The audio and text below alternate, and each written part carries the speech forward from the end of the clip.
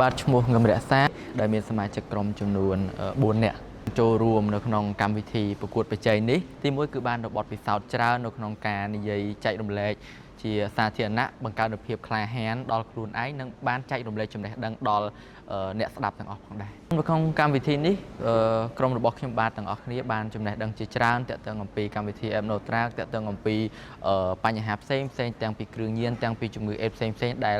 គណៈអធិបតីអង្គវេទិកាដែលគាត់បានឡើងចែករំលែកហើយពួកខ្ញុំក៏បានទទួលនៅចំណេះដឹងទាំងការសិក្សាស្វែងយល់អំពីខ្លួនឯងផងនិងទទួលអំពីគណៈអធិបតីផងដែរបាទក្នុងនាមខ្ញុំដែលទទួលបាននៅចំណេះដឹងទាំងអំបានពីកម្មវិធីទាំងការសិក្សានេះគឺខ្ញុំគោលបំណងគឺចែករំលែកចំពោះមនុស្សជុំវិញខ្លួនមិត្តភ័ក្តិក្រុមគ្រួសារបងប្អូនដែលមនុស្សដែលជិតស្និទ្ធមិនថាមិត្តភ័ក្តិទេយើងអាចចែករំលែកបាននៅក្នុងការការពារនៅក្នុងការប្រុងប្រយ័ត្ននៅក្នុងការណែនាំឲ្យគាត់ស្គាល់អំពី app ឬក៏របស់ប្រើប្រាស់ដែលយើងអាចរាយការណ៍ព័ត៌មានឬក៏យើងទប់ស្កាត់អំពីការកើតឡើងនៃគ្រឿងញៀននិងការកើតឡើងនៃជំងឺអេដផ្សេងដែលពួកខ្ញុំបានយល់ដឹងនិងចំណេះដឹងផងដែរខ្ញុំបាទឈ្មោះមីថណាតំណាងឲ្យក្រុមទី1មកពីសាកលវិទ្យាល័យភូមិន្ទកសិកម្មចំពោះចំណាប់អារម្មណ៍របស់ខ្ញុំគឺខ្ញុំសប្បាយចិត្តខ្លាំងមែនទែនដោយវាលើសពីការដែលយើងប្រកួតប្រជែងគ្នាដើម្បីយកជ័យលាភីប៉ុន្តែវាគឺជាការដែលយើងបានចូលរួមនៅក្នុងការផ្សព្វផ្សាយនៅក្នុងយុទ្ធនាការប្រយុទ្ធប្រឆាំងទៅនឹងការប្រើប្រាស់គ្រឿងញៀនដើម្បីអនាគតប្រទេសកម្ពុជារបស់យើងគ្មានគ្រឿងញៀនពួកខ្ញុំបានយល់ដឹងកាន់តែច្បាស់អំពីផលប៉ះពាល់ដែលបង្កឡើងមកពីគ្រឿងញៀនដោយវាមិនមែនគ្រាន់តែប៉ះពាល់ទៅលើសរីរាង្គកាយខួរក្បាលរបស់យើងជាអ្នកប្រើប្រាស់ទេប៉ុន្តែវាប៉ះពាល់ទៅកាន់គ្រួសារយើងរួមជាមួយនឹងសង្គមជាតិយើងទាំងមូលផងដែរអញ្ចឹងអ្វីដែលខ្ញុំអាចយកចំណេះដឹងដែលខ្ញុំបានរៀនសូត្រពីការប្រកួតកម្មវិធីមួយហ្នឹងទៅចែករំលែកទៅកាន់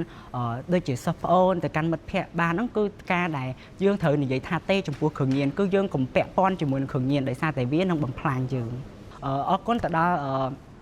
ក្រសួងកសិកម្មរុក្ខាប្រមាញ់និងនេសាទដែលបានបង្កើតកម្មវិធីនេះឡើងដើម្បីឲ្យពួកខ្ញុំបានចូលរួមការប្រកួតហើយក៏សូមអរគុណទៅដល់សាកលវិទ្យាល័យភូមិន្ទកសិកម្មផងដែរដែលបានរៀបចំនៅកម្មវិធីមួយនេះដើម្បីឲ្យពួកខ្ញុំបានចូលរួមប្រកួតពួកខ្ញុំមកពីក្រុមទី3ហើយខ្ញុំឈ្មោះធីសកលនីតាចាចំណេះដឹងដែលខ្ញុំបានរៀនសូត្រតាំងពីចាំផ្ដើមវគ្គធ្វើកម្មវិធីនេះមកទី1គឺការធ្វើការងារជាក្រុមពួកខ្ញុំរៀននៅមហាវិទ្យាល័យផ្សេងគ្នាប៉ុន្តែការងារពួកខ្ញុំគឺស្រស់គ្នាចេះសម្របសម្រួលគ្នាហើយទី2ហ្នឹងភាពក្លាហានបង្កើនភាពក្លាហានឲ្យពួកខ្ញុំហើយទី3ហ្នឹងគឺបានយល់ច្បាស់អំពីជំងឺអេដនិងគ្រឿងញៀនបើពេលដែលខ្ញុំបានព័ត៌មានទាំងអស់ហ្នឹងហើយខ្ញុំចែករំលែកទៅមនុស្សជុំវិញខ្លួនខ្ញុំឲ្យចេះប្រើប្រាស់ Abnotrack នឹងជាពិសេសហើយមួយទៀតឲ្យពួកគាត់ជាឆ្ងាយពីគ្រឿងញៀនអប់រំគាត់ឲ្យទៅខាងផ្លូវល្អអូសទាញគាត់ពីមិត្តភ័ក្តិដែលគាត់ធ្លាប់រកអានខុសពីមុនអីអូសមកវិញដើម្បីឲ្យប្រទេសជាតិយើងកាន់តែមានធនធានមនុស្សកាន់តែច្រើនហើយប្រទេសជាតិយើងរុងរឿងជឿនលឿនតទៅមុខទៀតមកសម្រាប់កម្មវិធីខ្ញុំចង់ឲ្យមានកម្មវិធីជាច្រើនបង្កើតបន្តទៀតដោយសារតែវាជួយសម្រួលខ្លាំងមែនតើដូច Abnotrack អញ្ចឹងមុខងារវាគឺជាវាសំខាន់ហើយមើលទៅវាទំនើបខ្លាំងមែនតើបងហើយជួយសម្រួលដល់ការងារបងសមត្ថកិច្ចច្រើនខ្លាំងមែនតើឧទាហរណ៍ថាយើងតម្លាក់ location ឲ្យគាត់ហើយគាត់ទៅដល់ទីតាំងចាប់បានភ្លាមហ្មងក្រោយខ្ញុំសូម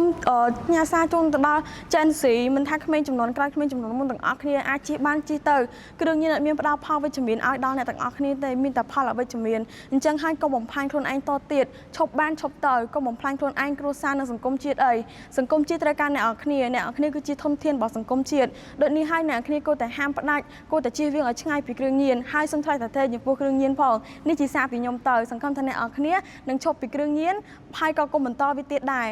អរគុណ